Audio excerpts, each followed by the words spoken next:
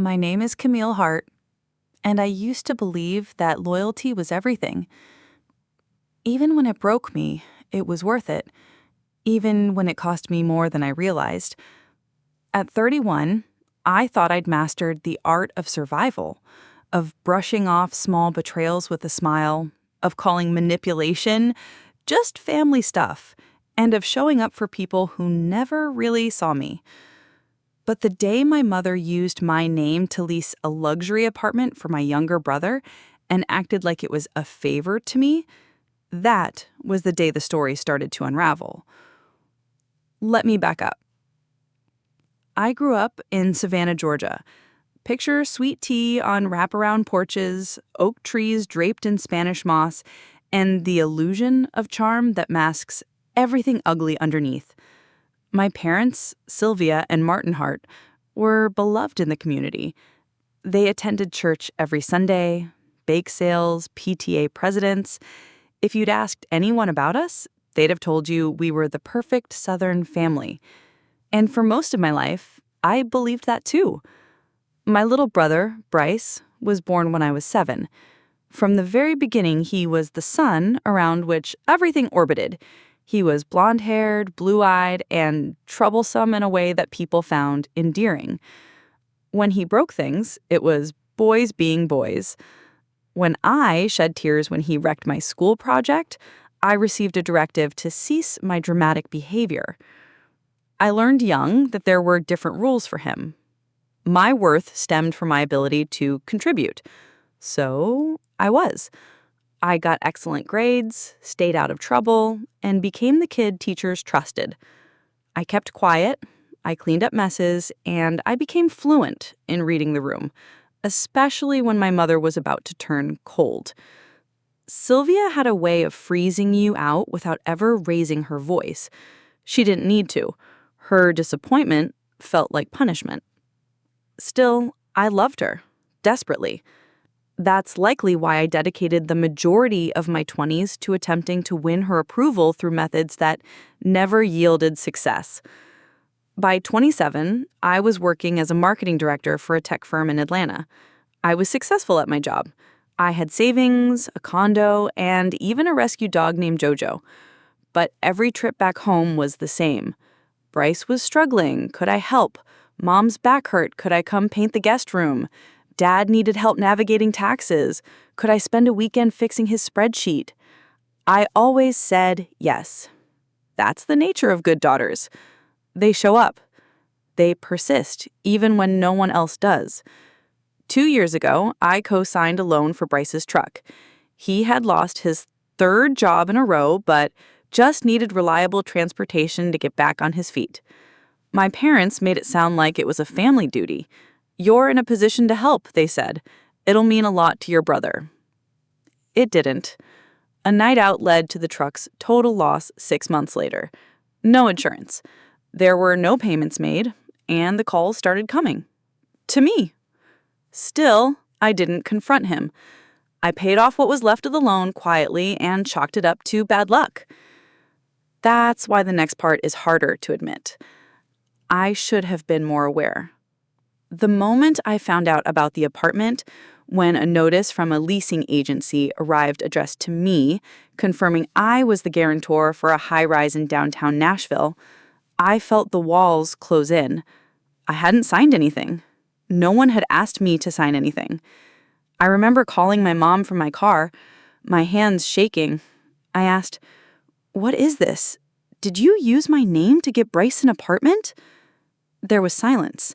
Then she spoke in a soft and syrupy voice, saying, "Camille, darling, he needed a place to stay. It was just a formality." A formality. Identity theft was treated as a minor inconvenience, as if forging my signature on legal documents wasn't a crime, but a small favor I should be grateful to provide. I couldn't breathe. "Mom, I could be liable if he doesn't pay." "Well," she said, her tone darkening, "maybe if you visited more, he wouldn't be in this mess." And just like that, the gaslighting returned. It had always been there, dressed up as love. It was there when she criticized my clothes as trying too hard, when she told relatives I was too busy for family, and when she said I was too sensitive to take a joke. The realization hit me in the chest. I had spent my whole life trying to win the affection of people who saw me as a resource, not a daughter. The rest of that night was a blur. Wine, Google searches, reviewing documents, trying to understand how they'd done it. Apparently, the leasing agent had taken a faxed form with my name and ID and never called to confirm. It was sloppy. It was illegal. And it was deliberate. That's when something inside me shifted. This shift wasn't fueled by anger. It wasn't even a feeling of sadness. All I felt was a quiet, terrifying clarity. I wasn't crazy. I wasn't overreacting. They had crossed a boundary. The next morning, I called my friend Naomi, the one person who always told it to me straight. I expected her to say what everyone else usually did. "It's your mom, Cam, maybe talk it out." But instead, she said, "You need a lawyer." It was as simple as that. And I cried, because for the first time, someone saw what I had been too afraid to say out loud. This wasn't just a dysfunctional family. This was financial abuse, and I had to stop it. The lawyer's office was tucked behind a yoga studio in Midtown Atlanta. Barely marked, no fancy reception, just a glass door with the name Maya Ross, J.D., printed in modest lettering. Naomi had recommended her, saying she was no nonsense and allergic to bullshit. Perfect. I sat across from Maya in a small office that smelled faintly of lavender and old printer ink. Maya possessed sharp eyes, sensible shoes, and a presence that inspired honesty. I conveyed everything to her. I presented her with the leasing documents and a copy of the envelope I had received in the mail. My name, my signature, but I hadn't signed anything. She flipped through the papers, occasionally making a small sound in her throat, part disbelief, part confirmation. When she looked up, her voice was calm but firm. "This is fraud, Camille. Identity fraud. Doesn't matter that it's your mother."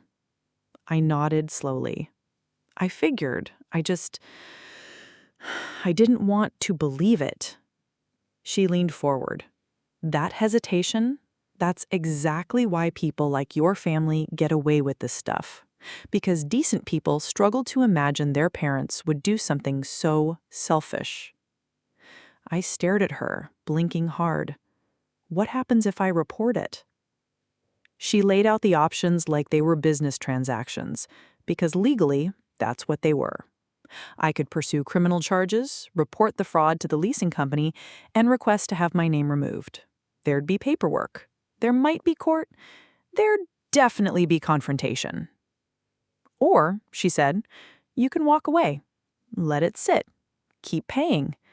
But something tells me that's what you've been doing for a while. That's the thing about people like Maya. They don't need to know how your life story ends. That night, I didn't sleep. I sat on my balcony, knees hugged to my chest, listening to Jojo snore softly from inside the apartment. I thought about every time I'd been told to be the bigger person, every time I swallowed rage because it wouldn't be ladylike to scream. I remembered being 12, helping Bryce hide a bottle of whiskey he'd stolen from our father's cabinet, only for him to blame me when it was discovered. I took the grounding. He got a new Xbox a week later. I recalled spending Thanksgiving alone in Atlanta due to a product launch scheduled for Monday, during which my mother told me, "Maybe next year you'll put family first." But this wasn't just about emotional wounds anymore. It was legal. It was financial. And it was escalating. I texted Maya the next morning. Let's move forward. 2 days later, I reported the fraud to the leasing company. Their tone shifted the moment I used the phrase forged signature. Suddenly, they were cooperative, polite. They promised to open an investigation. By Friday, my parents knew. The first call came from my father. Martin Hart was a man who rarely spoke, instead letting his disappointment lead the way. He didn't yell. He sighed. His sigh was deep and profound. He seemed to be drained by my presence. I thought we raised you better than this. We are dragging our family through the legal mud. Over what? Helping your brother? Helping? I said, stunned. You mean stealing my identity? Don't be dramatic. There it was. This was the family motto. Don't be dramatic. Don't make a scene. Don't draw attention to the cracks. I hung up before he could finish whatever speech he'd prepared. The next call came from Bryce. Cam, come on, don't do this. His voice was zero-y, practiced. He'd always been skilled at that, sounding vulnerable just long enough to pull your wallet open. You could have just talked to me, I said. You could have asked. There was a pause, then came a low, bitter laughter. You think they'd have let me sign that lease without someone responsible for it? That's when I realized he didn't even see it as wrong. He saw it as survival. And I was the lifeline. However, that no longer holds true. I blocked their numbers. My mother sent an email, lengthy, filled with scripture, talk of forgiveness, and how Jesus would never turn away family. No apology. She expressed a deep sense of spiritual guilt and concluded with a bow. By Sunday, my extended family got involved. An aunt I hadn't spoken to in 3 years messaged me on Facebook. Maybe you don't understand what it means to be a big sister. Bryce needs guidance. A cousin shared a cryptic meme, real family forgives, even when it hurts. The entire network came alive. It was surreal watching it unfold. It felt akin to a meticulously crafted performance. I knew my lines. I'd played this part my entire life, but I wasn't reading the script anymore. Instead, I filled out the official affidavit of forgery. Maya submitted it to the leasing office and followed up with their legal team. The apartment Bryce had been living in rent-free under my name was now under review. If they couldn't secure a new guarantor within 14 days, they'd begin the eviction process. And here's the part I didn't expect. I didn't feel guilty. It liberated me. Naomi brought over Thai food and we toasted with warm wine in mismatched mugs. To drawing a line, she said, holding up her glass, and meaning it. Later that night, I got a message from an old college roommate. Hey, your brother's blowing up Twitter about some apartment thing. Are you okay? Apparently, Bryce had taken his victim act public. The post included screenshots of emails, conveniently cropped, vague references to family betrayal, and a photo of Bryce looking stoic outside the building with the caption, "Some people don't want to see you win, even if they share your blood." The comments were a mix of pity and praise, but none of it mattered. Something had changed within me. For the first time, I wasn't trying to fix everything. I wasn't trying to prove I was good or forgiving or worthy. I wasn't even frustrated anymore. I had reached my conclusion. There's a strange stillness that settles in after you burn a bridge and realize the air on your side smells cleaner. It was Monday morning when Bryce was officially served notice. The lease was being revoked, and unless he could secure a qualified cosigner within 2 weeks, he'd be out. Maya sent me a copy of the notice, and I stared at it like it was a holy relic. My name removed. My responsibility dissolved. My heart still thumping, but for once, not from panic. I wasn't sure what would come next, but I was no longer living in fear of it. That night, I came home to 3 voicemails from unknown numbers. The first was my mother. "Camille, I don't even know who you are anymore. You're acting like a stranger, like we didn't raise you, feed you, and clothe you. All we've ever done is love you, and now you're threatening to leave your brother homeless?" I deleted it before she could finish. The second was Bryce. "This is your fault. It's all your fault. Don't act like I didn't warn you what would happen if you pulled this." The third person remained silent for a few seconds. Then my father spoke in a low and deliberate voice. "You made your choice." Yes, I did. The next few days felt weirdly peaceful. The silence after a storm when the power is still out is akin to the gratitude you feel when the windows remain open. I jumped right into a brand new campaign for a San Francisco client at work. I stayed late and let myself focus. Numbers were clean. Results were logical. There were no guilt trips hiding in Excel formulas. I even laughed, real bellyful laughs with Naomi when she caught me scrolling Zillow for dream apartments in cities I'd never been to. "Maybe you should move to Denver," she joked. "New city, no family, legal weed." I found it alluring. The truth is, I had no plans to move, but it felt good to fantasize about a future that was entirely my own. The fantasy didn't last long. On Thursday, I got a call from my HR department. "Hey, Camille," the woman said awkwardly.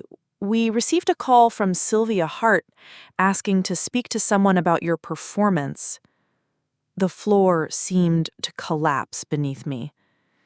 "She claimed to be your emergency contact, said she was concerned about your mental clarity and wanted to make sure you weren't jeopardizing client relationships." The room tilted. I asked her what she had said in response. I informed her that we don't discuss employee matters with unauthorized individuals. "But Camille, this is serious. Do you need to file a formal block?" Yes, I needed to file 1,000. After we hung up, I just sat there, my fingers numb on the keyboard. They weren't just manipulating me anymore. They were trying to sabotage me. That night, Maya added a cease and desist letter to the case file. Harassment, defamation. The contact with my workplace was not authorized. She sent it to their email and their home address. It was official. They had drawn lines in permanent ink. And still, part of me hoped that this would be the wake-up call they needed. I hoped that my parents would apologize and retract their actions. We went too far. But the email I got that night ended that fantasy for good. It came from a burner account with no name, just an anonymous address. But I knew it was them. The subject line read, "Final Warning." The body of the email was a collage of guilt. Photos of me as a child, a scanned copy of my old high school diploma, screenshots of texts I'd sent years ago saying, "Of course I'll help," and one line at the bottom, "You're nothing without this family. Don't forget who gave you everything." I stared at that sentence for a long time. Everything. You gave me shame. You gave me doubt. You gave me a lifetime of apologizing for taking up space. I had reached my conclusion. I printed the email and handed it to Maya. She nodded, her jaw tight. "We'll keep pushing. And Camille, I know it hurts, but this is how people like that operate. They escalate because control is all they have." By the end of the week, Bryce was out of the apartment. I didn't ask where he went. I didn't care. The leasing company informed me that they had completely removed my name from the record. There was no further liability. It should have felt like a victory. And in a way, it did. But there was grief, too. I was grieving not for the things I had lost, but for the things I had never truly had in the first place. I had an illusion of a loving family. The belief that if I just worked hard enough, gave enough, smiled enough, I'd finally earned their love. Naomi came over that weekend with wine and a bag of microwave popcorn. We sat on my couch watching a murder documentary that we barely paid attention to. At one point, she turned to me and said, "You're different. Softer, maybe. But stronger, too." I didn't respond. I just leaned my head on her shoulder. Later, before she left, she said something I'll never forget. "You've been carrying them for so long, Camille. Don't be surprised if you don't know what to do with your hands now that they're free." The first holiday season without them was quiet. There were no frantic group texts about who was bringing the cranberry sauce, no passive-aggressive reminders to dress appropriately for church. There was no scent of cinnamon and judgment upon arrival. Just silence. And honestly, it was the kindest thing my family had given me in years. We celebrated Thanksgiving with a Friendsgiving potluck at Naomi's apartment. The stuffing was undercooked, someone spilled red wine on my jeans, and the dog ate half the pie.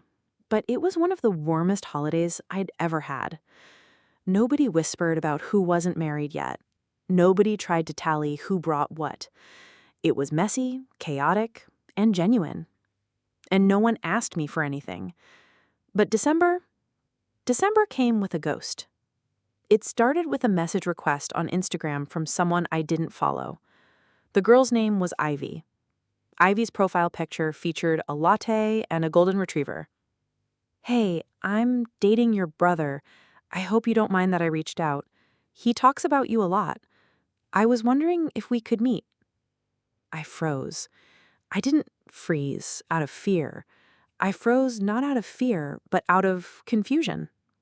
Bryce had never been the type to talk about me a lot.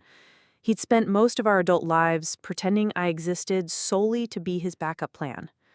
I stared at the message for over an hour before responding with one word. "Why?" She replied, "I believe something isn't quite right. He told me you're punishing him. He claimed that you had destroyed his life. But I found the leasing documents, and your name was on them. I know how your argument sounds, but I needed to hear your side." I didn't owe her anything. I knew that. However, my curiosity overcame me. So we met at a coffee shop near the Beltline, a public place where no one could throw a tantrum or cause a scene. She was younger than I expected, maybe mid-20s. She had nervous hands, and her nails were bitten. She appeared as though she was still adjusting to the realities of her own life. She said, "I'm sorry if this is weird. He made you out to be this villain, but the more I asked, the shakier it sounded. I found emails, one where he said your mom fixed the paperwork, and he laughed about it, like it was normal. It wasn't weird. It was familiar. Too familiar." I sipped my coffee and let her talk, and in her voice, I heard the echo of every version of me that used to exist. The girl who made excuses, the woman who confused silence with peace, the daughter who called theft family business. When she finally ran out of words, I said quietly, "You deserve better." She nodded.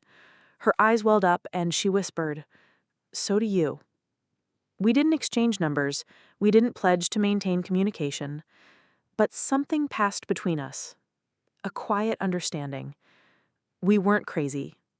And we weren't alone. When I told Naomi about it later that night, she shook her head. "That man leaves a trail like a violent hurricane." I laughed. For real. The kind that lives in your chest, not just your mouth. But my family, they were far from finished. The more control they relinquished, the more vocal they became. I learned through a coworker that my father had contacted my firm's legal department, asking for a character reference in a personal dispute, which, thankfully, raised every red flag imaginable and got shut down immediately. Then came the letters.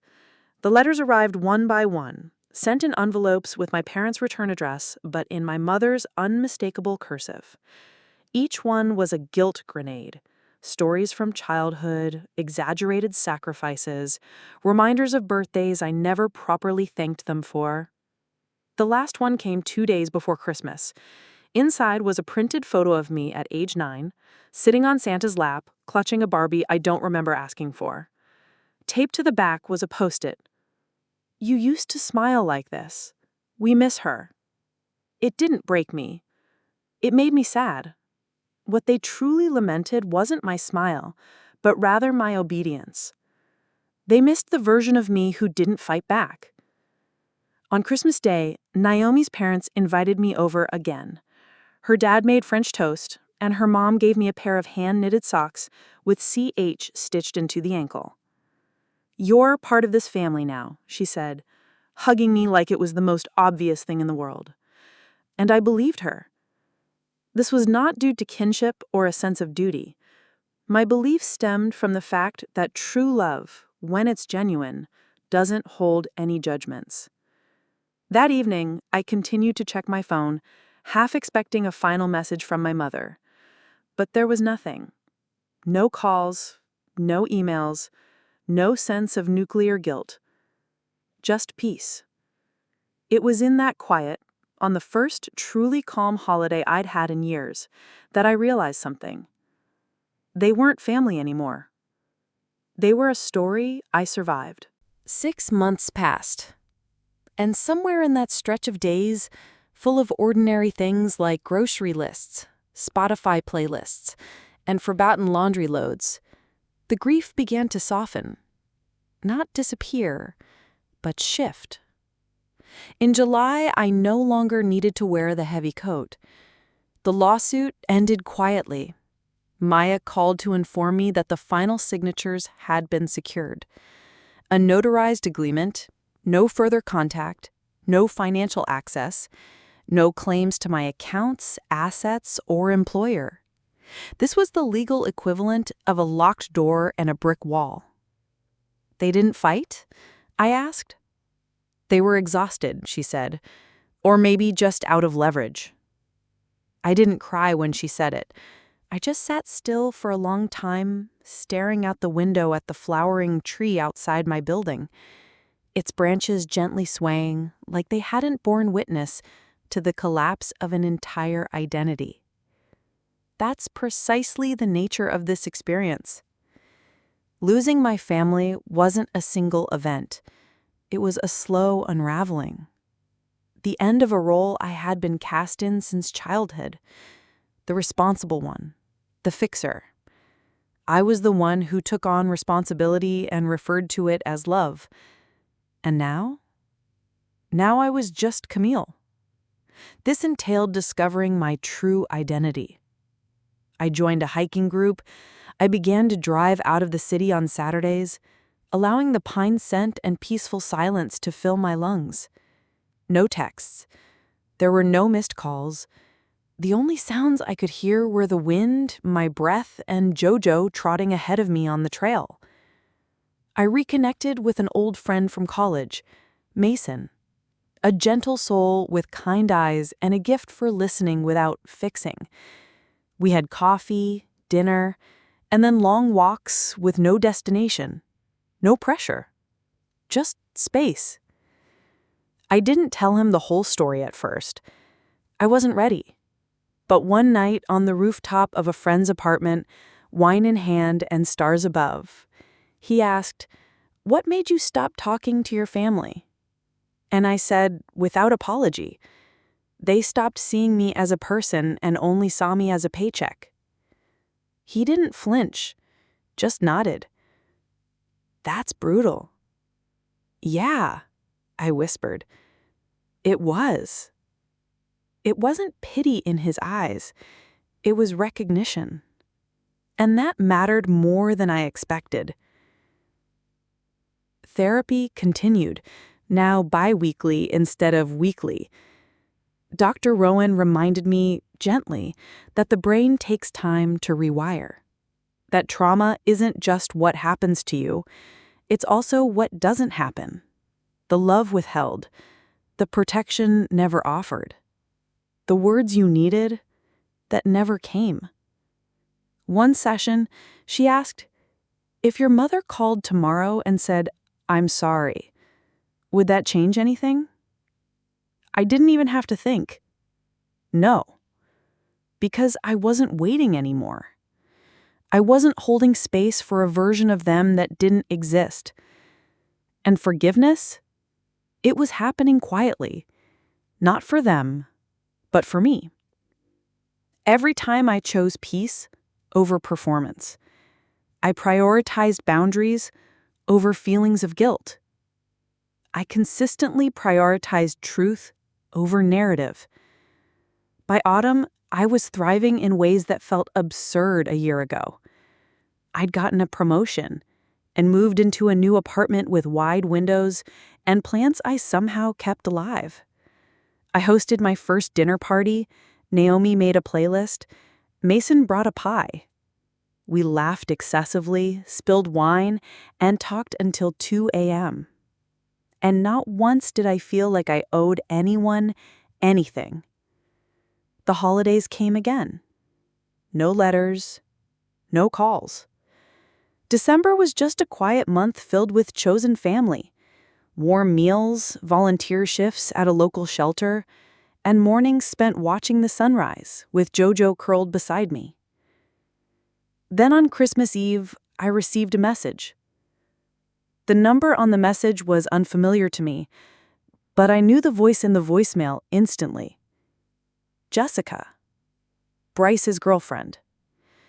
She was the person I first encountered at the coffee shop several months prior. Her voice was low and hesitant. "Hey, Camille. I hope this doesn't bother you. I just wanted to say thank you. I left him. It got worse, after everything. I think I just needed to know I wasn't crazy. What you said stayed with me. I'm staying with my sister now. Just thank you. That's all." I sat there holding the phone like it was something sacred.